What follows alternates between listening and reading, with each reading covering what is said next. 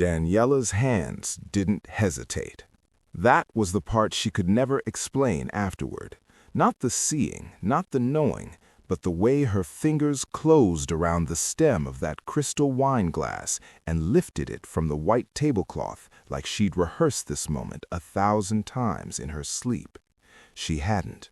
She was a waitress. She was nobody.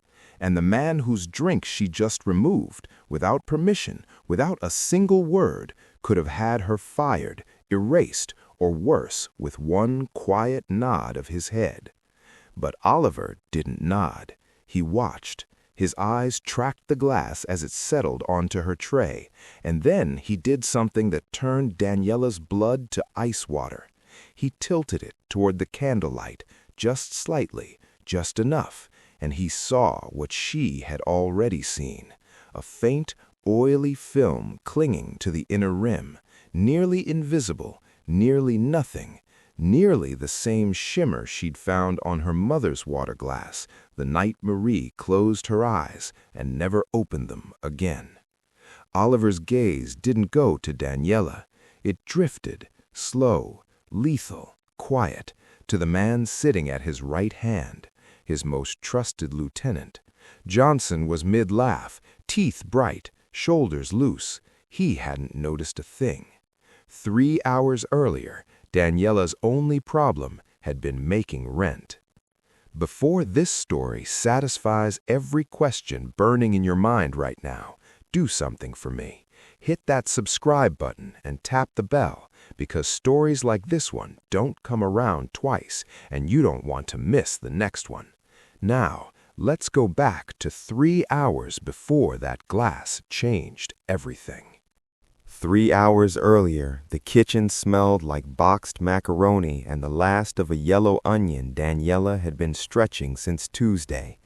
Glory sat at the table with her legs swinging beneath her chair, too short to reach the floor, drawing something on the back of a gas bill envelope because the coloring book ran out of blank pages 2 weeks ago. "Mama, is this you?" Glory held up the envelope. A stick figure with enormous hands and a triangle dress stood next to a smaller figure with a circle head and what appeared to be wings. "That's me," Daniella said. "Who's the angel?" "That's also you, on your day off." Daniella almost laughed. Almost. She scraped the macaroni into 2 bowls, the bigger one for Glory, though she told her they were the same size, and set them down. She kissed the top of her daughter's head, breathing in the cheap strawberry shampoo that was the one luxury she refused to cut from the budget, and then she moved to the counter, where $11.37 sat in a small pile she'd counted twice already. Rent was due Friday. Tips from tonight would either cover it or they wouldn't. There was no Plan C. There hadn't been a Plan C in 2 years. The ironing board lived permanently in the hallway because the apartment was too small to fold it away and still open the bathroom door.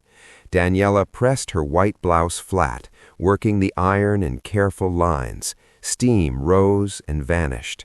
On the shelf above the ironing board, between a framed photo of Marie holding a newborn Glory and a small clay handprint from preschool, sat a pharmacology textbook.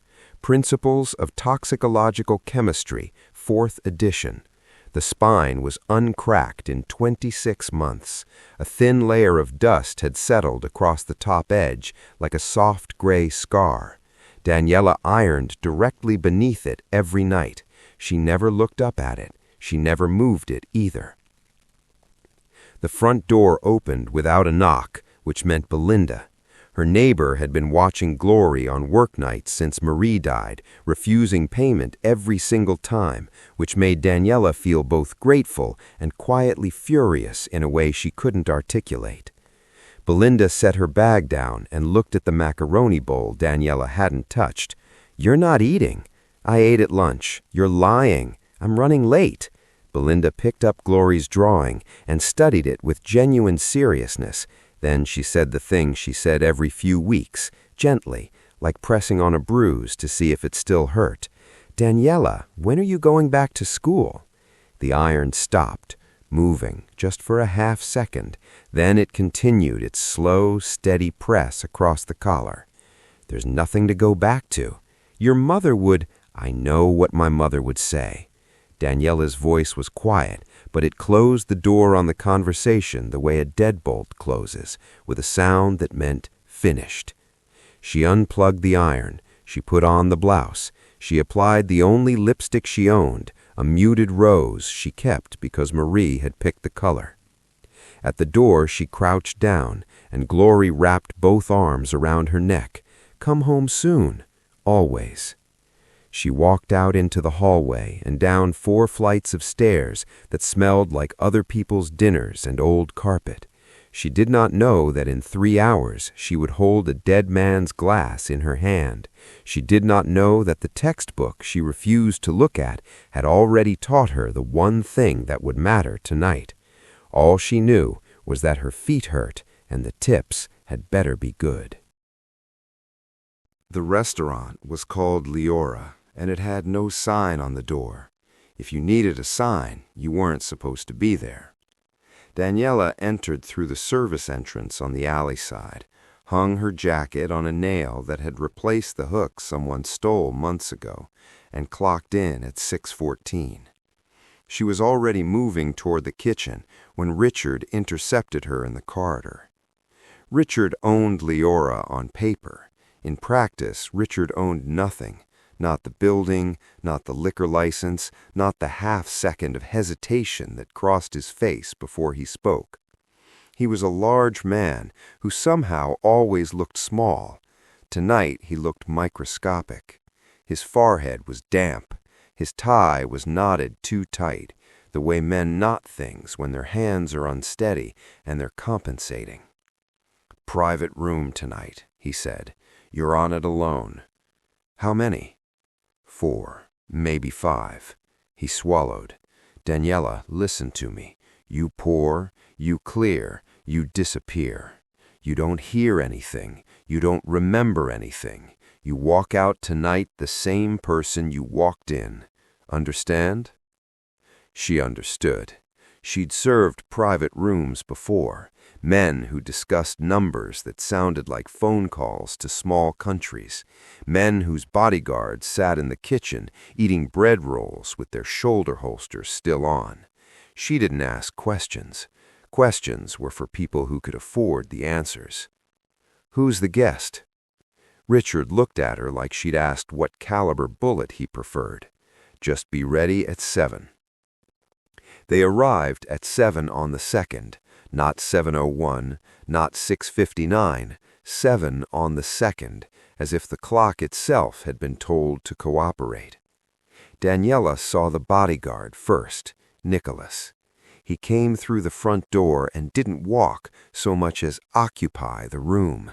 Wide shoulders, hands loose at his sides, eyes that performed a complete audit of every exit, every window, every face in the time it took a normal person to blink. He didn't sit. He stationed himself near the corridor wall like a piece of architecture that happened to breathe. Then the woman. Sandra walked in wearing a black dress that cost more than Daniella's annual rent, and she carried it like armor, not decoration. Her eyes were sharp the way certain knives are sharp, not because they've been sharpened, but because they were made that way. She chose her chair before anyone offered one, positioning herself with her back to the wall and her sightline to the door, a habit or a policy. Then Johnson. He entered smiling, and it was the kind of smile that filled a room while revealing nothing. Tall, well-built, expensive watch, the easy confidence of a man who believed himself essential. He clapped Richard on the shoulder as he passed, and Richard flinched so slightly that only someone trained in invisibility would have caught it. Daniella caught it. And then Oliver.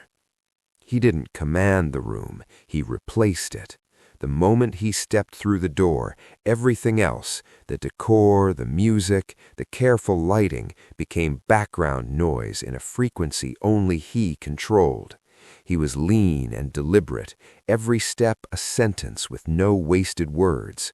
His suit was dark, his expression neutral, and his eyes moved the way security cameras moved, smooth, constant, missing nothing, and giving back even less. He sat at the head of the table without pulling out his chair. Nicholas materialized behind him and did it instead. Oliver's gaze swept once across the room and passed directly through Daniella as if she were made of glass. Good. Glass was what she wanted to be. She picked up the wine list, straightened her shoulders, and walked toward the table of lions, carrying nothing but a corkscrew and the quiet certainty that she did not belong here. She was wrong about that. She was exactly where she was supposed to be. The first 40 minutes were ordinary. Daniella poured water, presented the wine, a Barolo that cost more than her monthly electricity, and received Oliver's single nod of approval like a verdict from a judge who found her barely adequate. She opened the bottle, decanted it, and began to serve the table in the correct order. Sandra first, Johnson second. The fourth chair remained empty. Whoever was expected hadn't arrived. Oliver last. She moved through the choreography the way she always did, invisible, efficient. Her ears open, her expression closed. Conversation orbited around things she didn't understand and didn't want to. Property transfers, a name she didn't recognize mentioned 3 times with decreasing warmth. The phrase, "resolved by Thursday," spoken by Oliver in a tone that made the word "resolved" sound like something you'd need to wash off your hands afterward. Johnson was the loudest at the table. He talked with his whole body, gestures, laughter, a looseness that seemed designed to put everyone at ease. Sandra watched him the way a cat watches a bird it hasn't decided to kill yet. Oliver said the least and controlled the most. Every silence he left was a space no one else dared fill. Daniella returned to refill the wine. Sandra covered her glass with 2 fingers, enough for now. Johnson pushed his forward with a grin. Oliver's glass sat at his right hand, half empty, stem between his index finger and middle finger. She reached for it. Routine. Muscle memory. Tilt the bottle, pour to the halfway mark, withdraw. But as she lifted the glass to bring it closer, the candlelight hit the interior at an angle she hadn't seen before, and something caught. It was faint, a sheen, thin, iridescent, clinging to the inner wall of the crystal just above the wine line, like oil on a puddle, like a fingerprint made of something that wasn't skin. Daniella's hand stopped. The room didn't go quiet. It went away. The conversation, the piano filtering in from the main dining room, the soft clink of Sandra's bracelet against the table, all of it dropped beneath a frequency only Daniella could hear. A high, thin sound, the sound of memory being detonated. She was in her mother's bedroom, 2 years ago, 3 in the morning. Marie's hand was cool, but not yet cold. On the bedside table sat a glass of water that the hospice nurse said Marie must have poured for herself before she went to sleep and didn't wake up. Daniella picked up that glass. She was going to wash it. She was going to wash it because that was the kind of thing you did when someone died. You cleaned, you moved, you kept your hands busy so they wouldn't shake. And when she held it up to carry it to the kitchen, the hallway light caught the inside of the glass, and she saw it. A sheen, faint, oily, wrong. She didn't know what it was then. She'd spent the next 14 months in a pharmacology program trying to learn, and then she'd quit because knowing what killed your mother doesn't undo the killing. It just gives your nightmares a chemical name. Now she was holding the same shimmer in a different glass, in a different room, above a different person's drink, and this time she knew exactly what it was. Oliver's left hand was moving toward the stem. 45 seconds, maybe less. Daniella's heart was slamming so hard she could feel her pulse in her teeth. Her face showed nothing.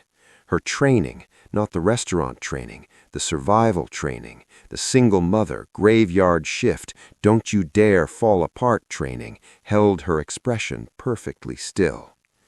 She had one move, one chance, and if she was wrong, she'd lose her job, and if she was right, someone at this table had just tried to commit murder. She didn't think. Thinking would have killed her. Thinking would have introduced doubt, and doubt would have slowed her hands, and slow hands would have drawn attention, and attention from this table was something you did not survive by accident. So Daniella skipped thinking entirely and went straight to moving. She set the wine bottle down on her tray.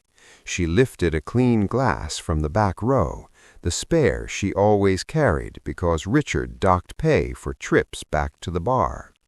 She held it by the stem the way she'd held 10,000 glasses before, angled slightly, professional, nothing remarkable.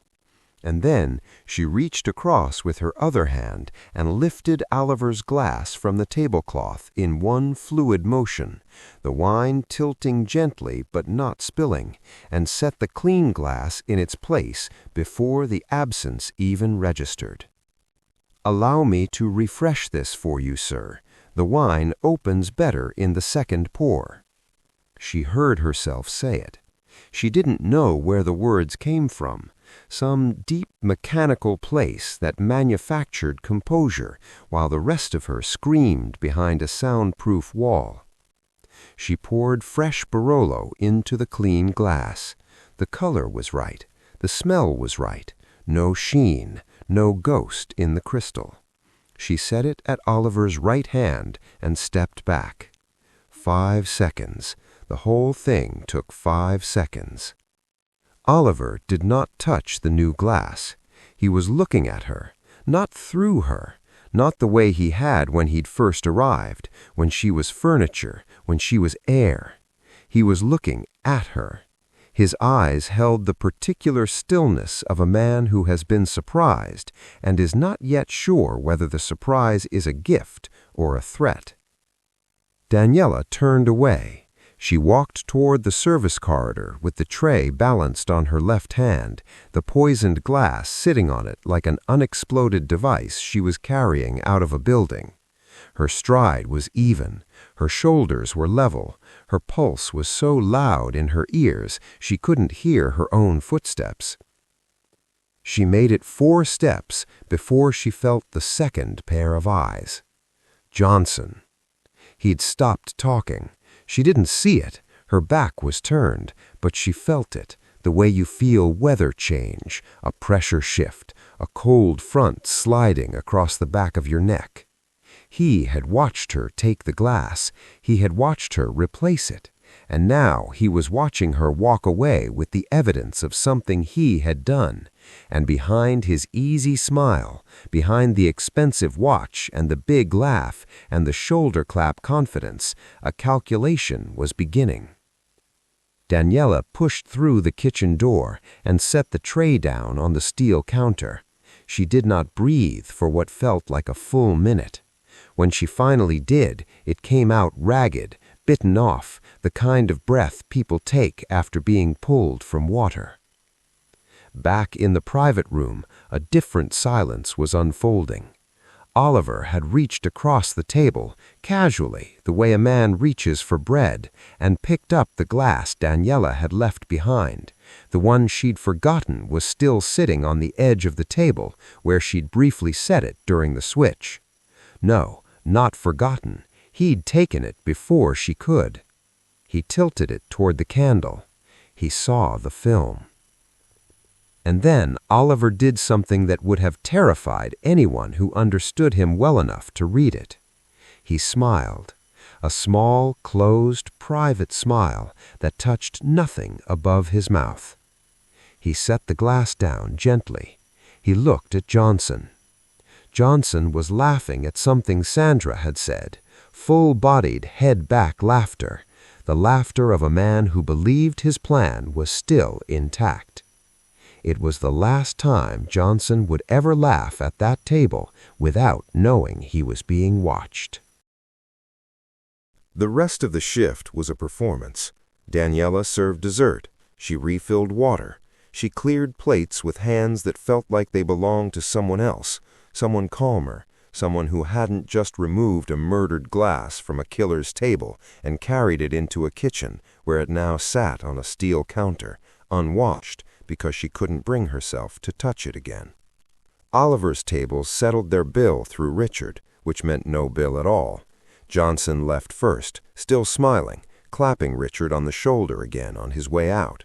Sandra followed without a word, her heels striking the floor like punctuation.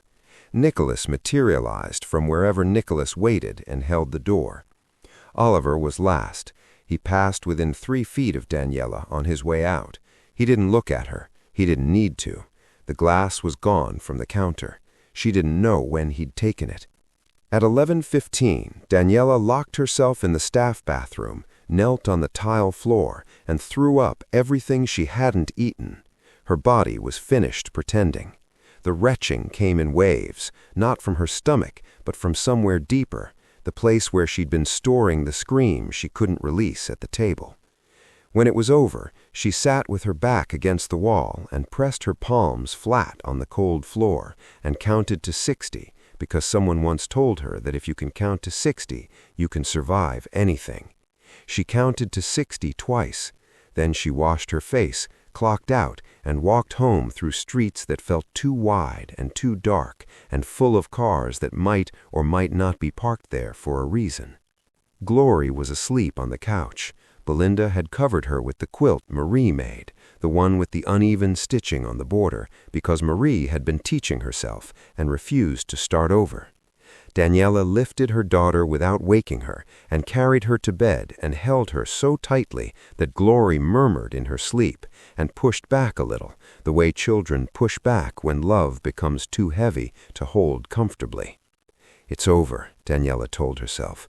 "You're a waitress. They won't remember your face. You're invisible.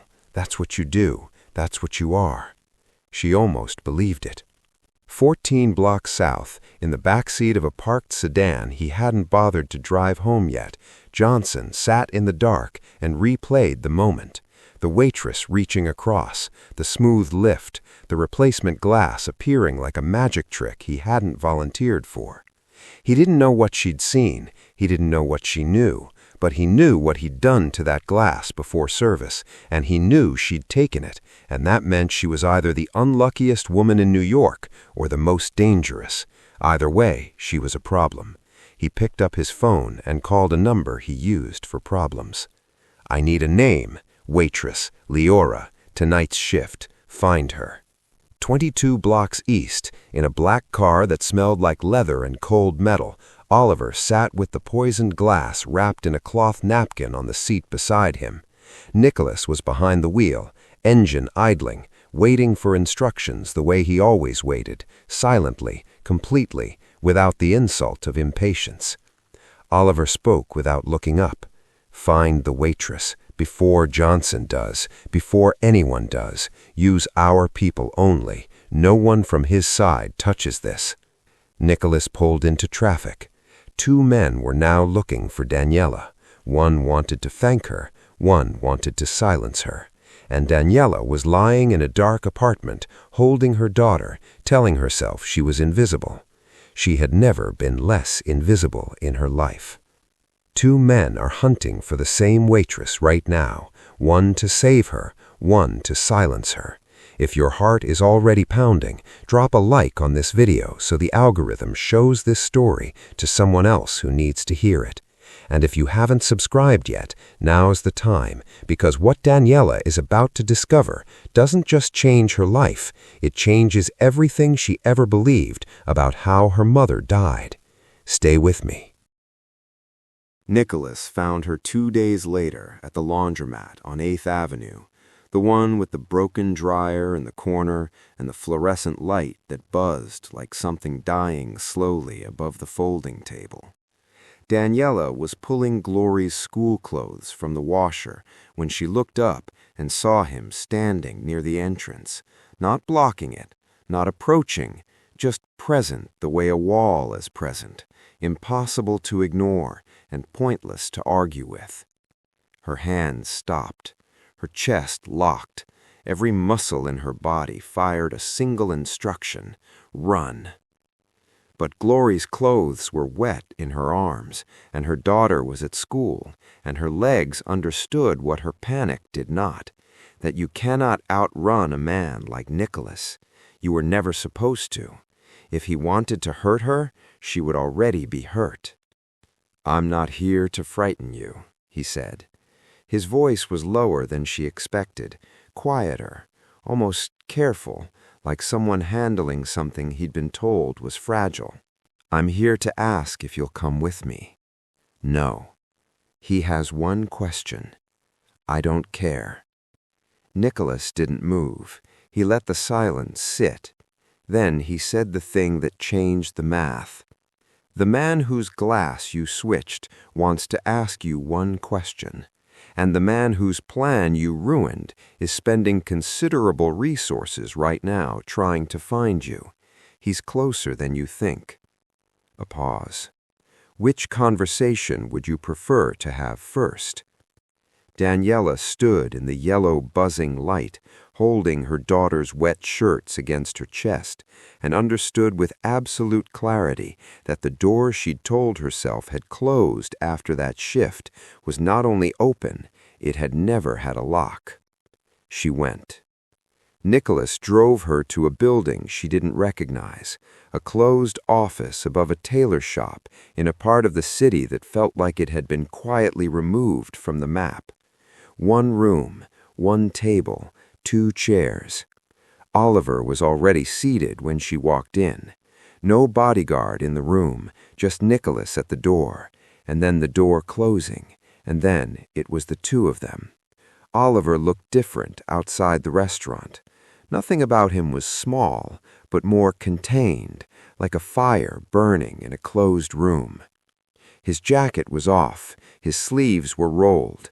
The poisoned glass was nowhere in sight, but its ghost sat between them as surely as if he'd placed it there. He didn't greet her, he didn't thank her. He asked one question.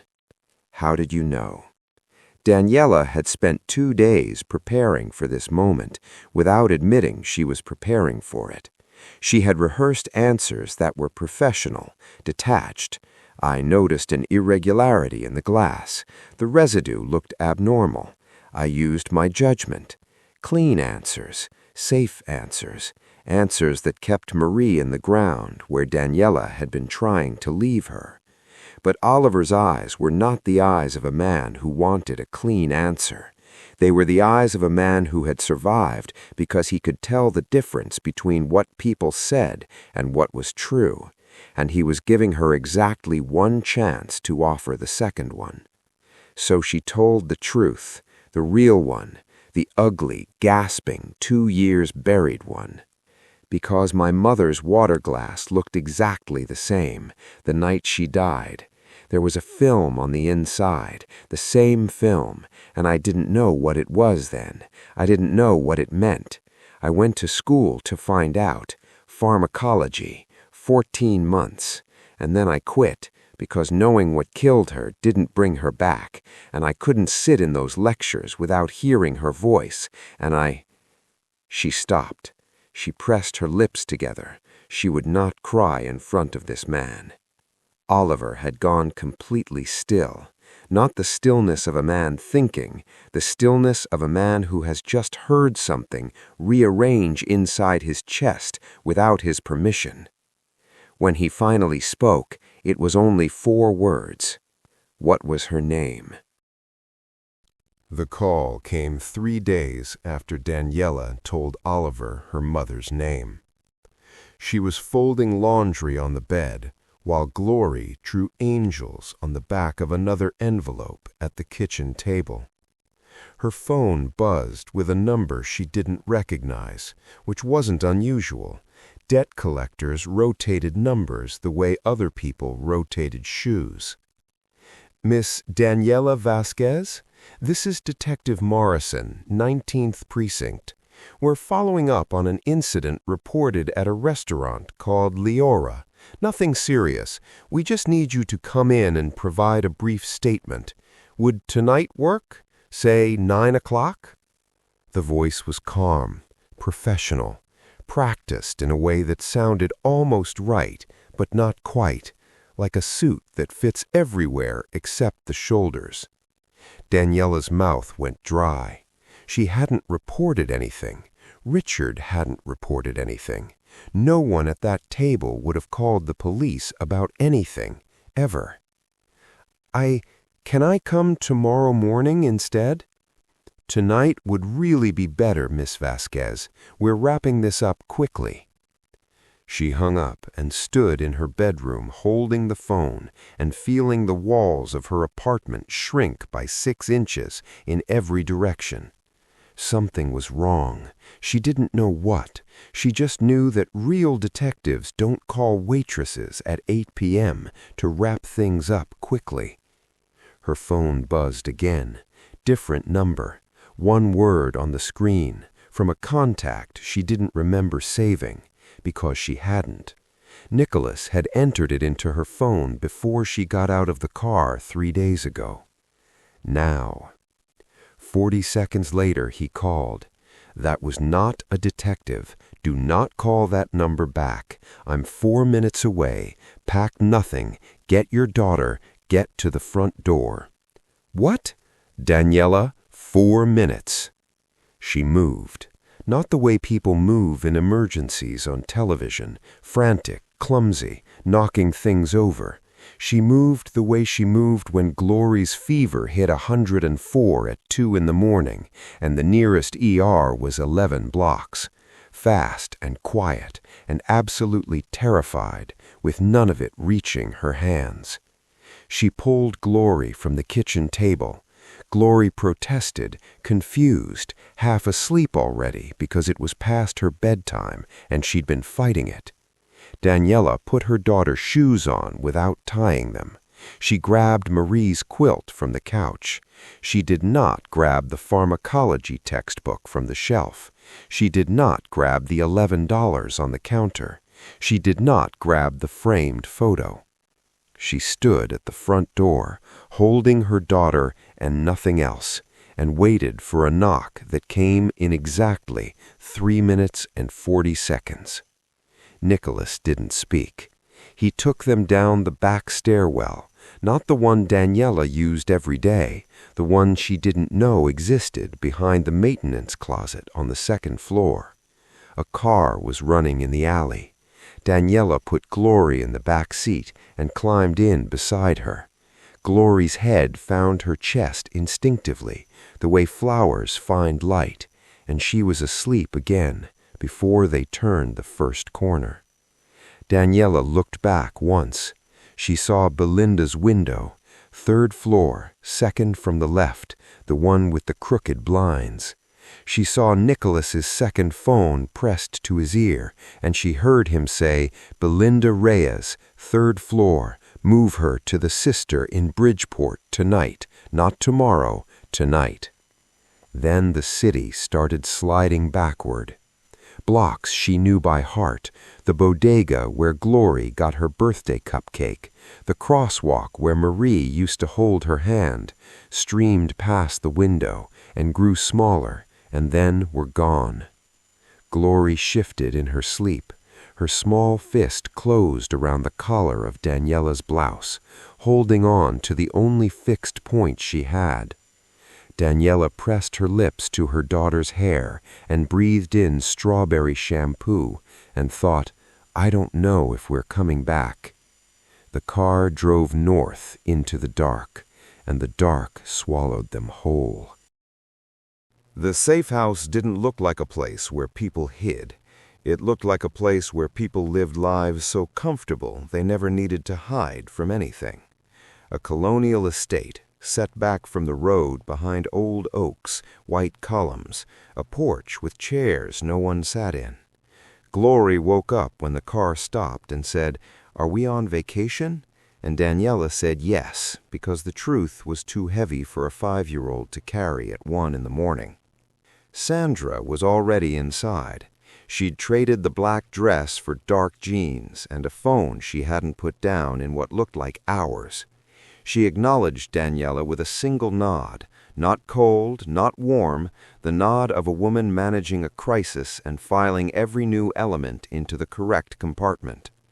Glory was taken upstairs by a woman named Rosa, who had a guest room with clean sheets and a stuffed bear that didn't belong to anyone. Daniella watched her daughter disappear up the staircase, holding a stranger's hand, and felt something inside her stretch to its limit without breaking. The dining room had been converted into something else, a long table covered in files, laptops, printed spreadsheets, and manila folders thick enough to stop doors. Seated at the far end was a woman Daniella hadn't met, older, silver-haired, reading glasses on a chain, hands moving through documents with the practiced efficiency of someone who had spent decades turning paper into answers. This was Teresa. Sandra introduced her only as someone who used to manage the numbers, and left it at that. Daniella wasn't supposed to be in the room. She was supposed to be upstairs, resting, staying out of the way. But the door was open, and she couldn't sleep, and her body refused to stop moving, so she stood in the doorway and watched Teresa work until Teresa looked up and said, "You can sit. You won't break anything." Daniella sat. She didn't touch the files. She didn't need to, because from where she was sitting, 3 feet from the edge of the table, she could read the name on the open folder in front of Teresa. Marie Vasquez. Her mother's maiden name, typed on a label, filed inside a folder that belonged to Johnson's private records, records Oliver's people had pulled from a storage unit Johnson didn't know they knew about. Daniella's hands began to shake. For the first time since the restaurant, for the first time since the glass, her hands, those steady, unshakable hands, trembled so violently she pressed them flat against her thighs to make them stop. "What is this?" Teresa removed her glasses. The look she gave Daniella was not pity.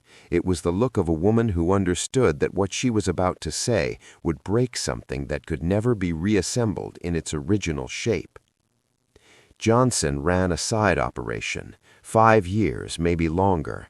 Elderly tenants, vulnerable leaseholders, people whose apartments were worth more than their lives, to him. She paused. He had them poisoned, quietly, made it look like medical, then used forged documents to seize their housing assets. Your mother was the 6th name on a list of 7. The room didn't move. The air didn't move. Daniella sat in the stillness and felt 2 years of grief, 2 years of she was sick, she had a cardiac event, these things happen, no one's fault, collapse like a building demolished from the inside. Marie wasn't sick. Marie was murdered for an apartment lease. Daniella didn't scream. She didn't cry. She reached across the table, pulled the entire stack of files toward her, and opened the first one. "Show me the compounds he used," she said. Her voice was flat, steady, unrecognizable. Teresa stared at Daniella for a long moment. Then she slid her reading glasses across the table. Daniella put them on and began to read, not as a waitress, not as a grieving daughter, as the pharmacology student Marie always knew she was. And she didn't stop until she found every single answer Johnson had tried to bury with her mother. It took Daniella 3 nights at that dining room table to do what Johnson had spent 5 years trying to make impossible. She cross-referenced the compounds in his files against supplier records Teresa had pulled from shell companies buried 4 layers deep. She identified the poison, a plant-derived cardiac glycoside, modified just enough to mimic natural heart failure on a standard autopsy. She matched the supplier to a pharmaceutical distributor in New Jersey that Johnson had been using under a name that wasn't his, and she built a timeline. 7 names, 7 deaths, 7 apartments transferred through forged documents to entities Johnson controlled. Marie was the 6th name. The 7th was still alive, an 81-year-old woman in the Bronx named Gloria Mendez, who had no idea she'd been scheduled to die the same month Daniella switched a glass at Leora and set the whole machine on fire. Daniella handed Oliver the completed file on a Tuesday morning. He looked at it for a long time. Then he looked at her. "You could have been a ghost. You could have walked away at the restaurant and none of this would have touched you." "It touched me 2 years before the restaurant," she said. "I just didn't know it yet." Oliver gave the file to Sandra. Sandra gave it to attorneys who operated in the part of her life that existed on the right side of the law, the part that wore suits to federal buildings and spoke in paragraphs that ended with case numbers. Johnson was arrested on a Thursday. He was in the middle of lunch. He didn't finish it. The trial took 4 months. Daniella testified once, not as a waitress, not as a victim, but as a material witness with pharmacological expertise sufficient to explain to a jury exactly how 7 people had been murdered in a way designed to leave no fingerprints. The prosecutor called her testimony the most precise and devastating expert account he'd heard in 19 years of practice. She didn't feel devastating. She felt tired. But it was a different kind of tired than before, not the tiredness of someone running from something, but the tiredness of someone who had finally stopped running and was catching her breath. 6 months after the trial, Daniella sat in the second row of a pharmacology lecture hall at Columbia, taking notes in handwriting that had become sharper, more deliberate, as if her pen had finally remembered what it was for. Glory was in a school 3 blocks away, a good school, the kind with art supplies that weren't donated and a playground that didn't have rust on the swings. They lived in a 2-bedroom apartment near campus. The rent was paid. The textbook on the shelf was new, a 5th edition, and its spine was already cracked in 9 places. Oliver had paid for all of it. When Daniella asked him why, standing in the doorway of the safe house the morning she and Glory left for good, he put his hands in his pockets and looked at her with an expression she'd never seen on his face before. Something close to admiration, but quieter, more private. "Because the last time someone tried to kill me, every man in my organization missed it, every one of them. A waitress with a dead mother and a dusty textbook saved my life with 5 seconds and a clean glass." He paused. "That's not charity, Daniella. That's the most dangerous investment I've ever made." She didn't argue. For the first time in her life, she let someone give her something without calculating what it would cost. 1 year later, a laboratory, late evening. The campus is quiet, and Daniella is not. She's bent over a workstation, testing a prototype, a simple chemical strip, no bigger than a bookmark, designed to change color when dipped into any liquid containing organic cardiac toxins. Fast, cheap, something a nurse could carry, something a daughter could have used. On her desk, a framed photograph. Marie holding the newborn Glory, smiling at someone behind the camera who loved her. On the whiteboard behind Daniella, a chemical formula. Beneath it, in her handwriting, the handwriting of a woman who once ironed her uniform under a dusty textbook and told herself there was nothing to go back to. 7 words. For the ones whose glasses no one switched. She caps her pen. She doesn't cry. She gets back to work. Somewhere, Marie's daughter is finally finishing what Marie always knew she'd start. If this story moved something inside you, if you felt that ending settle into your chest the way it settled into mine, share this video with one person who needs to hear it today. Someone who's carrying a wound they think disqualifies them from greatness, when really It's the very thing that makes them irreplaceable. Like, subscribe, and I'll see you in the next story, where the person everyone underestimates turns out to be the most dangerous one in the room.